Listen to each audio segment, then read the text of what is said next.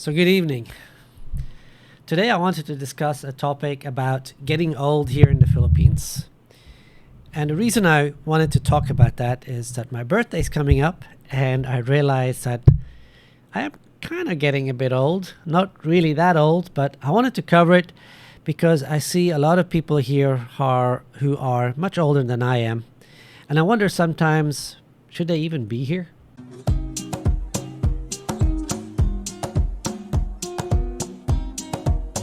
So, as many of you who have watched my videos know, I have both spoken about the very positive stuff in the Philippines and also about the negatives. And therefore, some people hate me because I give a clear picture of how it is to retire here. I talk about the negative, I've talked about the trash situation, the pollution, the bad food, and so on. But today, I wanted to cover the good sides and the bad sides of getting old here, and if you should even consider retiring here at a certain age. So, the first thing I wanted to cover is once you get older, of course, you're going to need help after a while.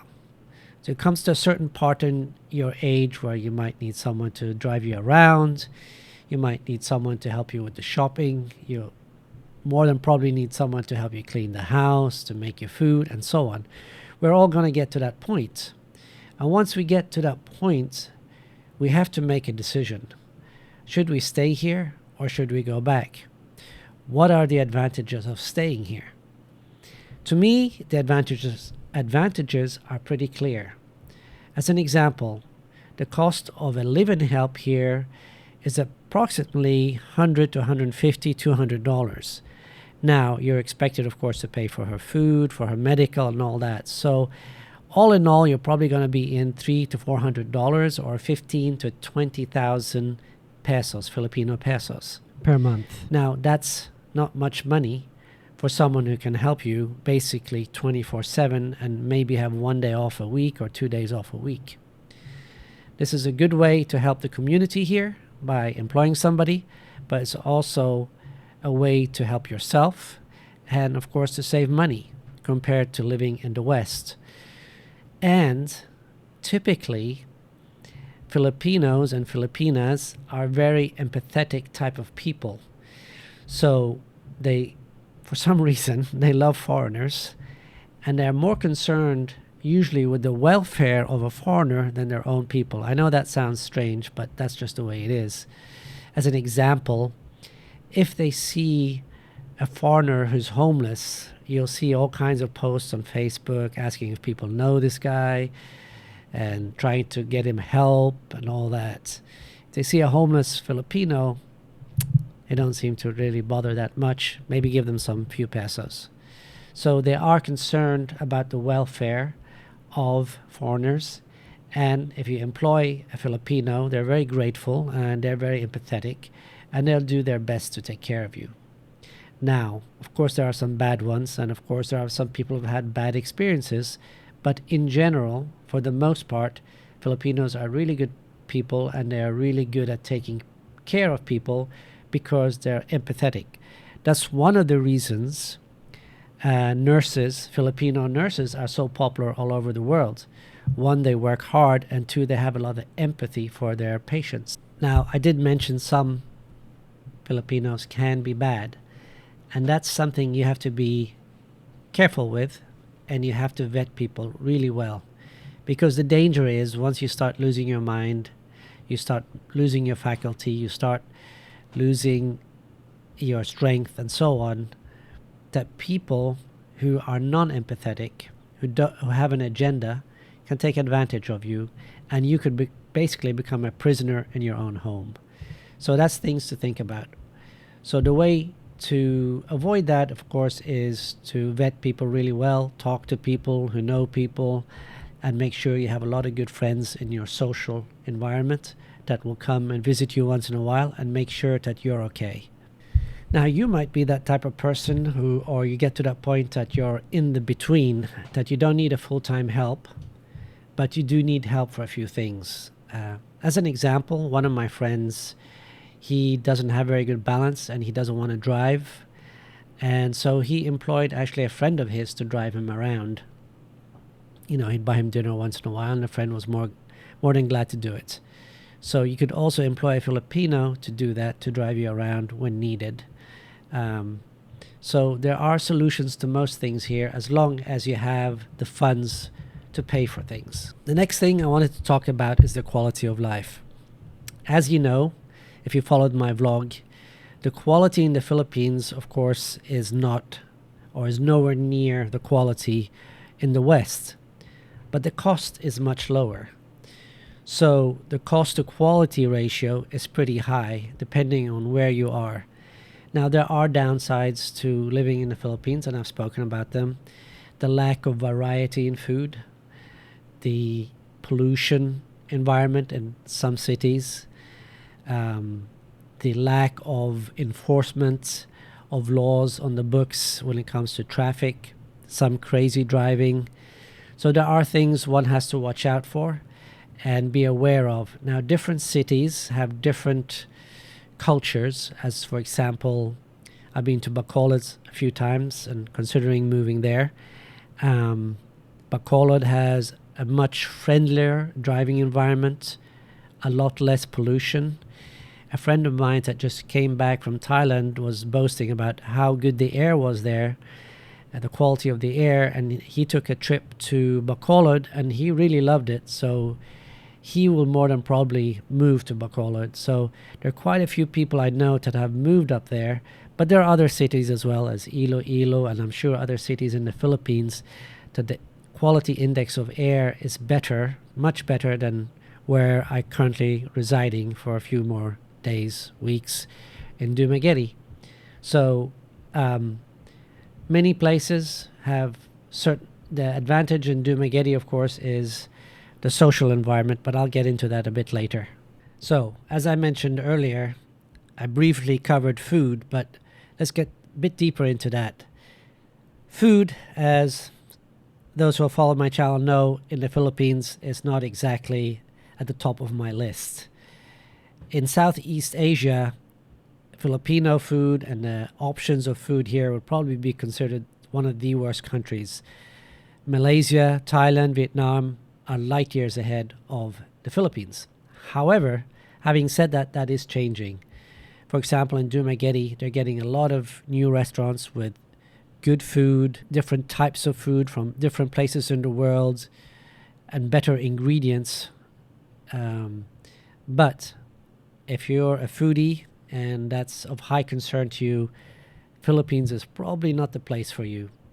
Now, you do have places like BGC and Cebu City, if you're interested in that, that have really good food. Probably not as good as Thailand, Malaysia, and so on, but it is good. Now, like everything else, most things have solutions, and most places have at least a few good restaurants you can go to with better quality than other restaurants. Of course, the other things that I've covered in my channel as well is the lack of variety of food at the supermarkets and the high price of vegetables and fruits at the supermarkets. Now, if you go to the markets, the outside markets, you will get better prices, but again, the variety is not there. Now, of course, another thing that might be of concern when you grow older, if you're living in the West, is the lack of choice maybe when it comes to love life. As you grow older, the importance of having a really nice partner that will take care of you, that has empathy, becomes more important, because you will see both physical and cognitive decline. So having someone that has been with you for years and actually loves you and takes care of you is very important when you get older, if you're going to stay in the Philippines. So as you get older, the importance of finding that partner becomes more important. I give you an example. I had a friend of mine who was 81 years old who passed away. Now, he died of a heart attack, and he died of a heart attack at home when he was alone. So as mentioned, my friend had a heart attack and that killed him. They found him a couple of days later. Had he had a partner or a wife at the time, maybe she could have seen that something was wrong, something was off, and called an ambulance before the heart attack set in or during the heart attack, and maybe he could have been saved. We don't know. No one really knows. But the older we get, the more important it is to have someone around us in case something happens. And the chances of something bad happening the older you get, of course, increases substantially. Now, another thing to think about is they have elder care here as well, which is relatively inexpensive, somewhere between 40,000 to 150,000 pesos. So approximately $800 to about $3,000, depending on the facility, depending where it is. Now, I can't speak to any of them because I do not know anybody who's actually gone to one of these facilities, so I don't know. But you can do your research and find out about that as well and see if that's something to consider in your later years. It's not somewhere I would prefer to be. I would prefer to have someone loving beside me, taking care of me in my final years, obviously. I think everybody would. But if you're in that situation where you have to have that and you can't afford to go back to the West, that is something to consider. So to finalize, the Philippines can be a wonderful place to retire as the people are empathetic and caring. So spending your final years here can be a really great thing. However, it can be a nightmare if you don't plan your retirement properly and you just wing it. The Philippines is really not for everyone. If you're willing to oversee its shortcomings and willing to accept the Philippines as it is, as I've posted in some of my videos, then the Philippines can be a great place. However, if you're one of those people that come here thinking that this is going to be like the West, it is not, and you'll be sorely disappointed. There could be better alternatives for you, such as Thailand or Malaysia, if the standard of living, the quality of food, and so on is of very high importance. If people, and Filipinos are some of the greatest people in the world, are more important than that, then the Philippines is the place for you. But in the end, I have to give a warning to everybody. Like I said, most Filipinos are wonderful and empathetic. However, there are bad Filipinos. As I've given example in other videos, there was a Norwegian guy who built a house with his Filipino wife close to the beach or on the beach, I don't recall. And it was a nice house, a really nice house. And one day there was a break-in in the house, and he confronted the people, two people, and he was shot in the jaw here, and the bullet came out here. Now he went down. They assumed he was dead and left, but he survived with some bad damage to his face, obviously. Later on, they found out that those two guys were actually the wife's brothers. Now they were hoping that he would die and they could control her. And she told him that she knew nothing about this, and he believed her. And more than probably, she knew nothing about it. Anyway, he sold the house and left the Philippines, as far as I know. So there are bad people here, and you have to be careful, and you have to vet people.